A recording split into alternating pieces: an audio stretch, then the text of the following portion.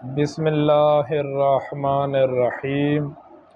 سنن ابو داؤد میں روایت موجود ہے، رسول اللہ نے فرمایا کہ وطر ہر مسلمان پر حق ہے۔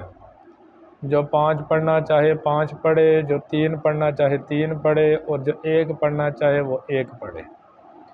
پھر صحیح مسلم میں حدیث میں ملتی ہے کہ سیدنا ابو ہریرہ رضی اللہ تعالیٰ عنہ فرماتے ہیں کہ رسول اللہ نے مجھے 3 باتوں کی وصیت کی کہ ابو ہریرہ وطر پڑھے بغیر نہ سونا، روزانہ چاشت کی 2 رکعتیں پڑھ لینا، اور ہر ماہ 3 دن کے روزے رکھنا۔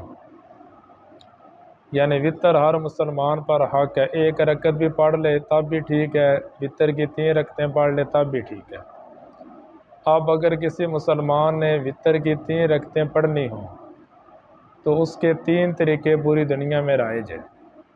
ایک طریقہ وہ ہے جو سب سے اعلیٰ اور صحیح سنت سے قریب ہے کہ آدمی وطر کی 2 رکعتیں علیحدہ پڑھے، اس میں تشہد پڑھے، درود پڑھے اور دعا پڑھے اور سلام پھیرے، اور 1 رکعت وطر کی پھر علیحدہ شروع کرے۔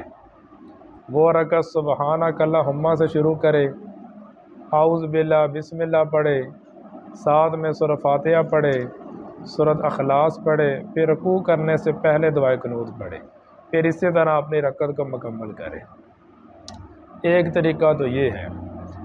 صحیح بخاری میں حدیث ملتی ہے، سیدنا عبداللہ بن عمر رضی اللہ تعالیٰ عنہ وطر کی جب 3 رکعتیں پڑھتے تو 2 رکعتیں پڑھ کر سلام پھیرتے اور ضرورت سے باتیں بھی کیا کرتے۔ حرمین شریف میں امام خانہ کعبہ تراویح کی نماز پڑھانے کے بعد وطر کی 3 رکعتیں اسی طرح پڑھاتے ہیں۔ یہ طریقہ سب سے اعلیٰ ہے۔ اور دوسرا طریقہ وہ ہے وطر کی 3 رکعتیں پڑھنے کا جس پر عموماً مسلک اہل حدیث والے عمل کرتے ہیں۔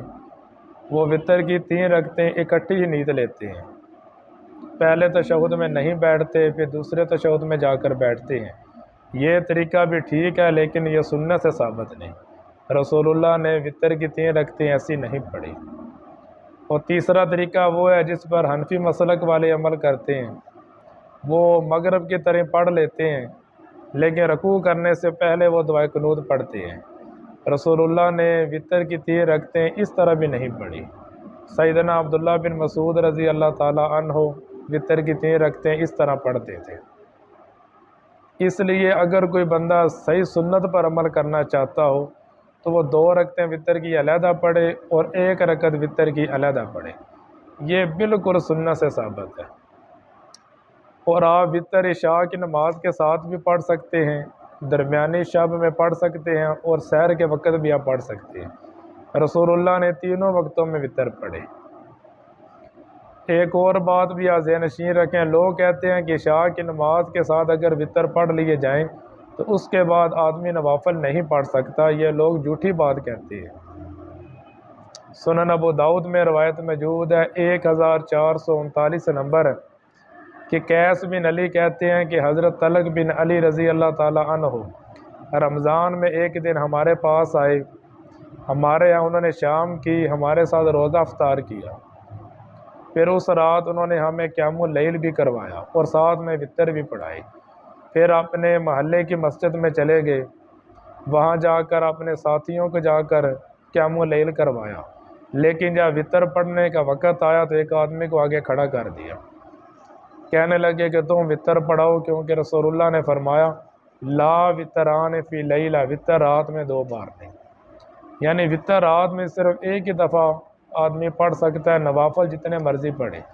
عشاء کی نماز کے ساتھ اگر کوئی وطر پڑھ لے، بعد میں نوافل پڑھنے کا موقع ملے تو وہ پڑھ سکتا ہے، اس میں کوئی قباحت نہیں۔ اور آپ جو دعائے قنوت پڑھتے ہیں یہ قنوت نازلہ ہے۔ اصل دعا وہ ہے جو رسول اللہ نے حسن بن علی کو سکھلائی تھی۔ حسن بن علی کہتے ہیں رسول اللہ نے مجھے یہ کلمات سکھائے جنہیں میں وطر میں پڑھا کروں۔ یہ روایت آپ کو ترمذی شریف میں ملے گی اور سنن ابو داؤد میں بھی ملے گی۔ رسول اللہ نے ان کو یہ کلمات سکھائے تھے، اللہم اہدنی فی من ہدیت وعافنی فی من عافیت وتولنی فی من تولیت وبارک لی فی ما اعطیت وَقِنِ شَرَّ مَا قَضَيْتَ فَإِنَّكَ تَقْضِي وَلَا يُقْضَى عَلَيْكَ إِنَّهُ لَا يَذِلُّ مَن وَالَيْتَ وَلَا يَعِزُّ مَنْ عَادَيْتَ تبارکت ربنا وتعالیت۔ یہ کلمات آپ پڑھا کریں رکوع کرنے سے پہلے۔ ما علینا الا البلاغ المبین۔